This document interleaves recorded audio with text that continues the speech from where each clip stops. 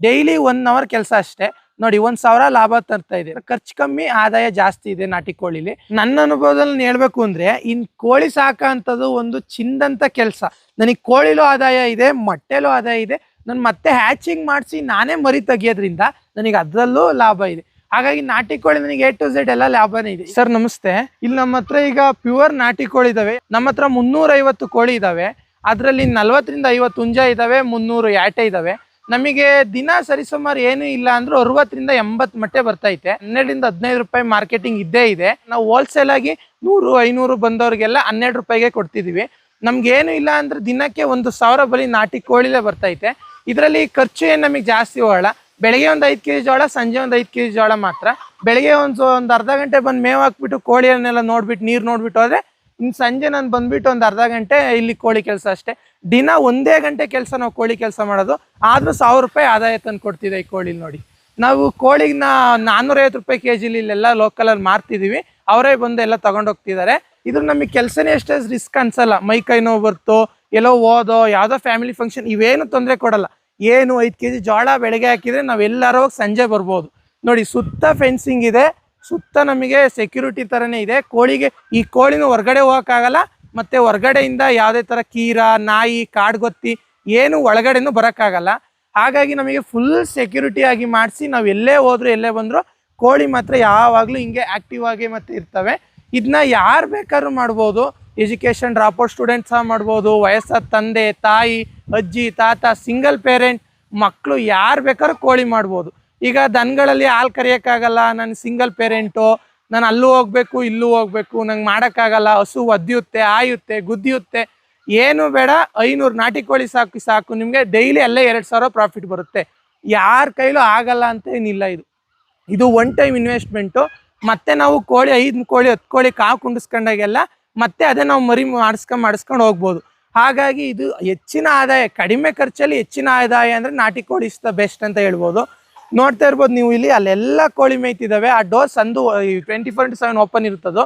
ಯಾವ ಕೋಳಿ ಒಳಗೆ ಹೋಗ್ಬೇಕೋ ಅದು ಒಳಗೆ ಹೋಗಿ ಮೊಟ್ಟೆ ಇಕ್ಕುತ್ತೆ, ನೀರು ಕುಡಿಯುತ್ತೆ, ಆಚೆ ಬರುತ್ತೆ, ಮೇವು ತಿನ್ನುತ್ತೆ, ಗಾಳಿ ಬೇಕಾ ಓಡಾಡುತ್ತೆ, ಮತ್ತೆ ಅದ್ರ ಒಳಗೆ ಅಲ್ಲಿ ನೋಡಿ ಅಲ್ಲಿ ಕೋಳಿ ಯಾವ ಥರ ಒಳಗೆ ಹೋಗ್ತಿದ್ದಾವೆ ನೋಡಿ.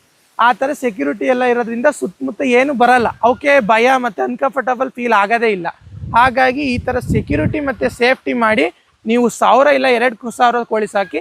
ಬಟ್ ನಂದೊಂದು ಸ್ಮಾಲ್ ಅಡ್ವೈಸ್ ಏನಂದರೆ, ನೀವು ಫಸ್ಟ್ ಟೈಮ್ ಕಮ್ಮಿನೇ ಮಾಡಿ. ನಾವು ಫಸ್ಟ್ ಟೈಮ್ ತಂದಿದ್ದು 900 ಕೋಳಿ. ಈಗ ನೋಡಿ 350 ಕೋಳಿ ಇದ್ದಾವೆ. ಇಲ್ಲೆಲ್ಲ 450 ರೂಪಾಯಿಗೆ ಬಂದೆಲ್ಲ ನಾವು ಸೇಲ್ ಮಾಡ್ತೀವಿ ಕೋಳಿಗಳನ್ನ. ನಾವು ಇಲ್ಲಿ ಬಂದಾಗೆಲ್ಲ ಕೋಳಿ, ಕಾವುಗೋಳಿ ಮತ್ತು ಮೊಟ್ಟೆ ಕೋಳಿ ಮತ್ತು ಇಲ್ಲೆಲ್ಲ ಹುಂಜ ಅವೆಲ್ಲ ಸೇಲ್ ಆಗ್ತೀವಿ. ಇಲ್ಲಿ ಸುಮಾರು ಸಾಕಕ್ಕೆ ನಾವು 300 ರಿಂದ 400 ಕೋಳಿನ ಕೊಟ್ಟಿದ್ದೀವಿ. ಇನ್ನು ಕಟಿಂಗಿಗೆ ಹೋಗಿದ್ದಾವೆ, ಎಲ್ಲ ಇಲ್ಲೇ ಲೋಕಲ್ ಹೋಗಿದ್ದಾವೆ.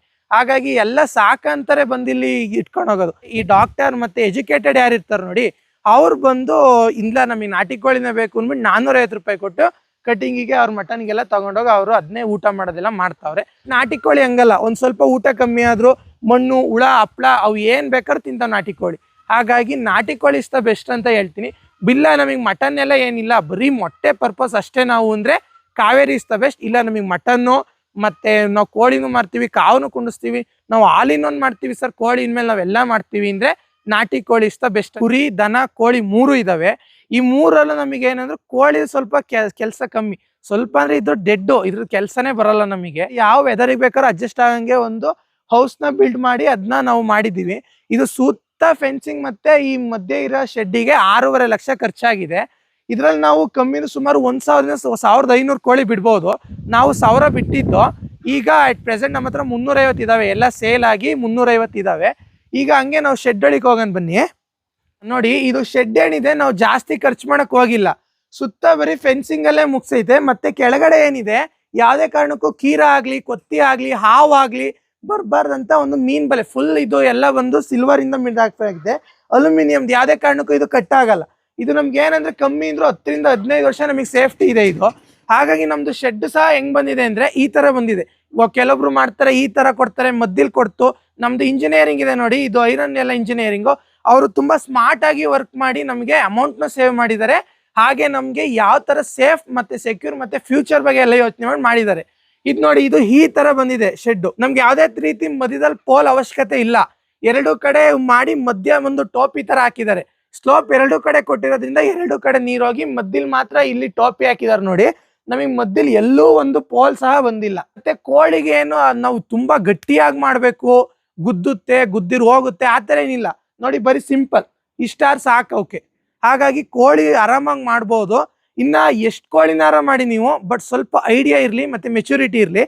ನೋಡಿ ನೀವು ಒಳಗಡೆ ನಾನು ಆರ್ಟ್ ಆಫ್ ಫಿಲ್ಲಿಂಗ್ ವಾಟರ್ನ ಡ್ರಾಪ್ನ ಮಾಡಿದ್ದೀನಿ. ಅದು ನೀರು ಯಾವಾಗ ಅಲ್ಲಿ ನೋಡಿ ಕೋಳಿ ನೀರು ಕುಡಿಯುತ್ತಿದೆ, ಅನ್ನೋ ನೀರು ಕುಡ್ದಾಯ್ತಂಗೆ ಆ ವಾಟರ್ ಡ್ರಾಪ್ ಅಲ್ಲಿ ಏನಾಗುತ್ತೆ, ಅದು ಸ್ಪ್ರಿಂಗ್ ತರ ವರ್ಕ್ ಮಾಡುತ್ತದು. ಅದೆಲ್ಲ ಸ್ಪ್ರಿಂಗ್ ನೀರು ಮತ್ತೆ ಆರ್ಟ್ ಆಫ್ ಫಿಲ್ ಆಗ್ತಾ ಆಗ್ತಾ ಹೋಗುತ್ತದು.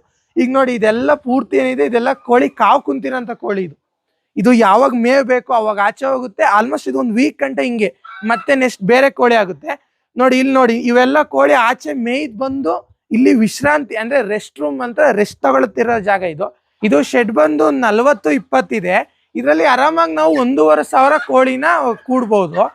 ನಾವು ಬೆಳಗ್ಗೆ ಡೋರ್ನ ಓಪನ್ ಮಾಡಿದ್ರೆ ಇನ್ನು ಸಂಜೆ ಎಲ್ಲ ಕೋಳಿ ಎಲ್ಲ ಬಂದಾದ್ಮೇಲೆ ನಾವು ಸಂಜೆ 7 ಇಂದ 8 o'clock ಡೋರ್ ಕ್ಲೋಸ್ ಮಾಡಿ ಲಾಕ್ ಮಾಡ್ಕೊಂಡು ಹೋದ್ರೆ ಇನ್ನು ಪುನಃ ನಾಳೆ ಬೆಳಿಗ್ಗೆ ಡೋರ್ನ ಓಪನ್ ಮಾಡೋಂಥದ್ದು. ಇಲ್ಲಿ ನೋಡಿ ಇದು ಯಾಕೆ ಕಟ್ಸಿದ್ರೆ ಅಂದ್ರೆ ಎಲ್ಲ ಕೋಳಿ ಇಲ್ಲಿ ಕೆಳಗಡೆ ಅಡ್ಜಸ್ಟ್ ಆಗಲ್ಲ. ಅಟ್ಲೀಸ್ಟ್ ಇದ್ರ ಮೇಲಾರ ಒಂದು 50-100 ಕುಂತ್ಕೊಂಡ್ರೆ ಒಂದು ಸ್ವಲ್ಪ ಜಾಗ. ಆಗ ಎಲ್ಲ ನಮ್ದು 1000 ಕೋಳಿ ಇದ್ದು ಆಗ ನಾವು ಮಾಡ್ಸಿರೋ ಅಂಥದ್ದು. ಈಗ 350 ಇದಾವೆ, ಜಾಗ ಆಲ್ಮೋಸ್ಟ್ ಆಗುತ್ತೆ. ಯಾವ ಕುಂತ್ರಿ ಏನಿದೆ ಇದೆಲ್ಲ ಮೊಟ್ಟೆನ ನೋಡಿ ಯಾವ ತರ ಪ್ರೊಟೆಕ್ಟ್ ಮಾಡುತ್ತೆ ನೋಡಿ. ಇದೆಲ್ಲ ಕೋಳಿ ಮೊಟ್ಟೆನ ಪ್ರೊಟೆಕ್ಟ್ ಮಾಡುತ್ತೆ. ನಾವು ಬಂದು ಅವನ್ನ ಓಡಿಸಿ ಮೊಟ್ಟೆನ ಕಲೆಕ್ಟ್ ಮಾಡ್ಕೊಂಡ್ರೆ ಮುಗೀತು. ನಾವು ಇವೆಲ್ಲ ಕಾವಲಿದೆ ಅಂದ್ಬಿಟ್ಟು ಇವೆಲ್ಲಾನು ಕಾವು ಕುಡ್ಸಕ್ ಆಗಲ್ಲ.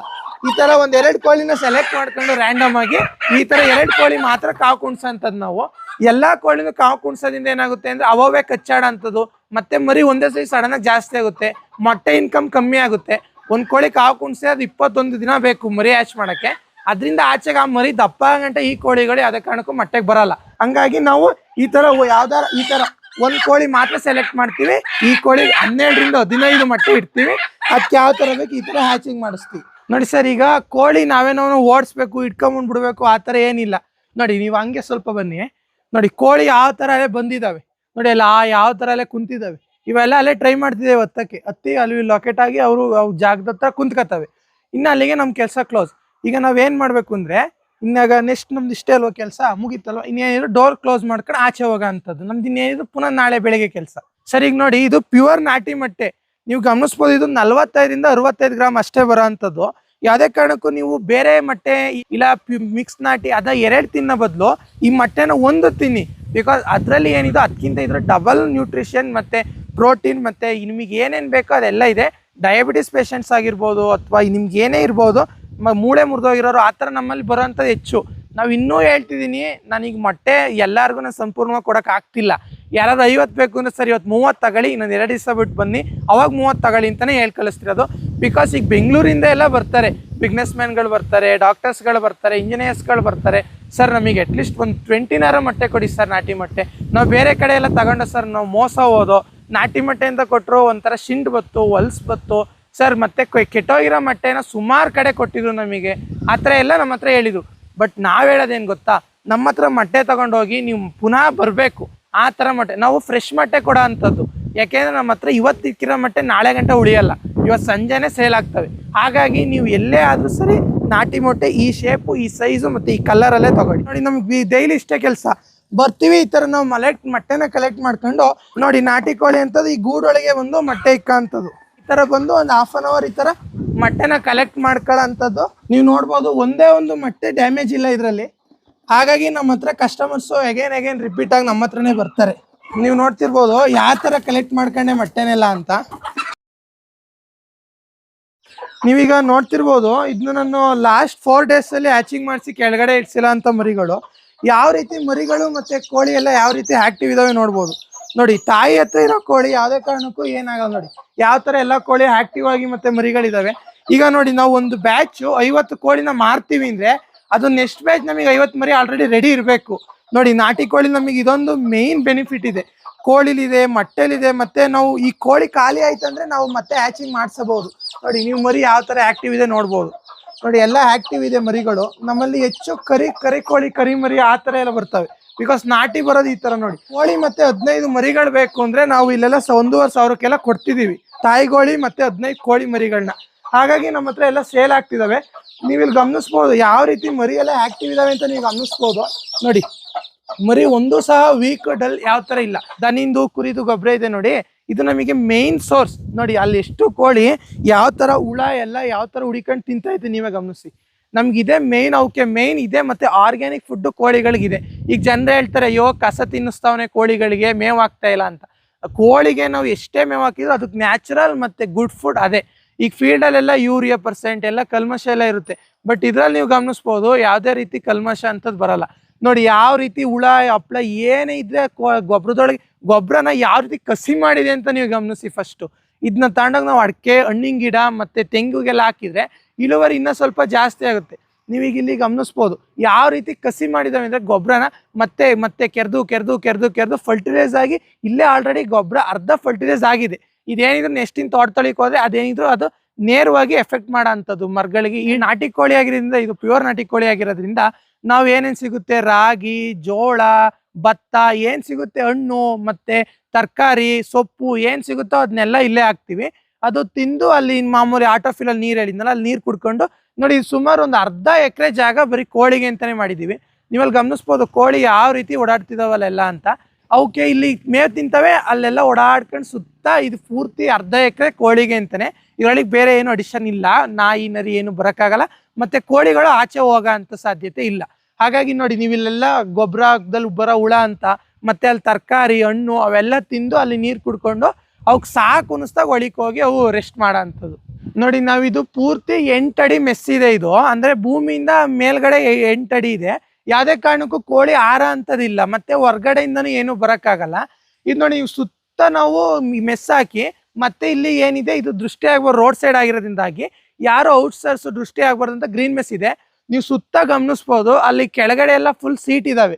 ಯಾವುದೇ ಥರ ಹಾವು ಏನು ನುಸಿಯಂಗಬಾರ್ದು ಅಂತ ಪೂರ್ತಿ ಅರ್ಧ ಎಕರೆ ಪೂರ್ತಿನೂ ಕೆಳಗಡೆ 4 ರಿಂದ 5 ಅಡಿ ಸೀಟ್ ಇದೆ. ಮತ್ತೆ ಗ್ರೀನ್ ಮೆಸ್ ಇದೆ 8 ಅಡಿ ಇದೆ, ಭೂಮಿಯಿಂದ ಮೇಲ್ಗಡೆ 8 ಅಡಿ ಇದೆ. ಇದೇನಿದೆ ಇದು ಸಂಪೂರ್ಣ ಮತ್ತೆ ಕೋಳಿ ಶೆಡ್ 8 ಅಡಿ ಮೆಸ್ಸು, ಗ್ರೀನ್ ಮೆಸ್ ಎಲ್ಲ ಸೇರಿ ನನಗೆ 6 ರಿಂದ 7 ಲಕ್ಷ ಖರ್ಚು ಬಂದೈತೆ. ಈಗ ನೋಡಿ ನನಗೆ ಇದೇನಿದೆ ಕಮ್ಮಿ ಅಂದ್ರೂ ಏನಿಲ್ಲ ಅಂದ್ರೂ ಒಂದು 15 ರಿಂದ 20 ವರ್ಷ ಬರುತ್ತೆ.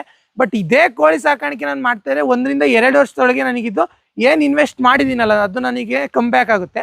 ಮತ್ತೆ ಇನ್ ಅಡಿಷನ್ 10 ಇಯರ್ಸ್ ಏನಿದೆ ಅದೆಲ್ಲ ನನಗೆ ಲಾಭ ಥರ ಫುಲ್ ಇನ್ಕಮ್ ಆಗೇ ಬರ್ತಾ ಹೋಗುತ್ತೆ. ಈಗ ನೀವು ಕೇಳ್ಬೋದು ಯಾಕೆ 6 ರಿಂದ 7 ಲಕ್ಷ ಇನ್ವೆಸ್ಟ್ ಮಾಡಿದೀಯಾ, ಸುಮ್ಮನೊಂದು ಸಣ್ಣ ಶೆಡ್ ಮಾಡಿ 1 ಲಕ್ಷದೊಳಗೆ ಮಾಡ್ಬೋದಿತ್ತಲ್ಲ ಅಂತ ನೀವು ಕೇಳ್ಬೋದು. ಬಟ್ ಆ ಥರ ಮಾಡಿದ್ರೆ ಏನಾಗುತ್ತೆ, ನನಗೆ ಫಸ್ಟ್ ಆಫ್ ಆಲ್ ಸೇಫ್ಟಿ ಮುಖ್ಯ ನನಗೆ. ಹಾಗಾಗಿ ಹಾಗೆ ಯಾವಾಗ ಬೇಕಾದ್ರೂ ಕೊತ್ತಿ ಬರ್ಬೋದು, ನಾಯಿ ಬರ್ಬೋದು, ಕೀರ ಬರ್ಬೋದು, ಒಂದು ಕೋಳಿ ಲಾಸ್ ಆಗ್ಬೋದು, ಅದು ಹಂಗೆ ಡೈಲಿ ಪಾಠ ಆಗುತ್ತೆ. ಹಾಗಾಗಿ ನನಗೆ ಫಸ್ಟ್ ಎಜುಕೇಟೆಡ್ ಆಗಿರೋದ್ರಿಂದ ನಾನು ಮೇಯ್ನ್ಲಿ ಹೇಳೋಕ್ಕೆ ಏನು ಇಷ್ಟಪಡ್ತೀನಿ ಅಂದರೆ ಫಸ್ಟ್ ನನಗೆ ಸೇಫ್ಟಿ ಮುಖ್ಯ. ಹಾಗಾಗಿ ನಾನು ಫಸ್ಟ್ ಸುತ್ತ ಸೇಫ್ಟಿ ಮಾಡ್ಕೊಂಡು ಇನ್ನೂ 1 ಲ್ಯಾಕ್ 2 ಲ್ಯಾಕ್ ಜಾಸ್ತಿ ಆದ್ರೂ ಪರವಾಗಿಲ್ಲ, ನಮಗೆ ಎಲ್ಲೇ ಅದು ಸೇಫ್ಟಿ ಮುಖ್ಯ. ಹಾಗಾಗಿ ಸೇಫ್ಟಿ ಆದಮೇಲೆ ನಾವು ಕೋಳಿನ ತಂದು ಬಿಟ್ಟು ಎಲ್ಲ ಮಾಡಿರೋಂಥ. ನೀವು ಆ ಥರ ಮಾಡ್ತೀನಿ ಅಂದರೆ ಮಾಡ್ಬೋದು. ಬಟ್ ನನ್ನ ಹೇಳೋದೇನೆಂದರೆ ಆ ಥರ ಮಾಡಿದ್ರಲ್ಲಿ ಆಲ್ಮೋಸ್ಟ್ 60% ಎಲ್ಲ ಫಾರ್ಮ್ಸ್ ಸ್ಟಾಪ್ ಆಗಿದ್ದಾವೆ. ಬಿಕಾಸ್ ಅಲ್ಲಿ ಸೇಫ್ಟಿ ಇರಲ್ಲ, ಕೊತ್ತಿ ನಾಯಿ ಎಲ್ಲ ಕೀರ ಎಲ್ಲ ಬಂದು ಆ ಕೋಳಿ ಏನಿದೆ ಪೂರ್ತಿ ಅದನ್ನ ವಾಶೌಟ್ ಮಾಡಿರೋಂಥ ಉದಾಹರಣೆ ಹೆಚ್ಚಿದೆ. ಬಟ್ ಈ ಥರ ಸಾಕ್ಬೋದು, ಆದರೆ ಫುಲ್ ಸೇಫ್ ಆಗಿ ಮಾಡ್ಕೊಂಡು. ಇಲ್ಲ ನಾನು ಮನೆಗೆ 2ನೋ 3ನೋ ಕೌಚ್ ಹಾಕೊಂಡೆ ಸಾಕ್ತೀನಿ ಅಂತಾರೋ ಆ ಥರ ಮಾಡ್ಬೋದು ಅಷ್ಟೇ. ಬಟ್ ನಾವು ಸಾವಿರಾರು ಗಟ್ಟಲೆ ಸಾಕ್ತೀವಿ ಅಂದರೆ ಫಸ್ಟ್ ನಿಮಗೆ 1 ಲಕ್ಷ ಜಾಸ್ತಿ ಇನ್ವೆಸ್ಟ್ ಆಗಲಿ, ಸೇಫ್ ಇಸ್ ಮೋರ್ ಇಂಪಾರ್ಟೆಂಟ್. ಈಗ ನೋಡಿ ನೀವೇ ಗಮನಿಸಿ, ಒಂದು ಹುಂಜನ್ನ 650 ರಿಂದ 700 800 ರೂಪಾಯಿ ಗಂಟೆ ತಗೊಂಡೋಗ್ತಾರೆ. ಹಾಗೆ ಮೊಟ್ಟೆನೂ 12 ರಿಂದ 15 ರೂಪಾಯಿ ಕೊಡ್ತಾ ಇದ್ದೀವಿ. ಹಾಗಾಗಿ ನಮಗೆ ಮರಿಯಿಂದನೂ ಆದಾಯ ಬರ್ತದೆ. ಕೋಳಿ ನಾವು ಹ್ಯಾಚಿಂಗ್ ಮಾಡಿಸಿ ಕಾವು ಕುಣಿಸಿ ಮರಿ ಮಾಡಿಸಿದ್ರೆ ನಮಗೆ ಪುನಃ ಕೋಳಿನೂ ರಿಪೀಟ್ ಆಗ್ತವೆ.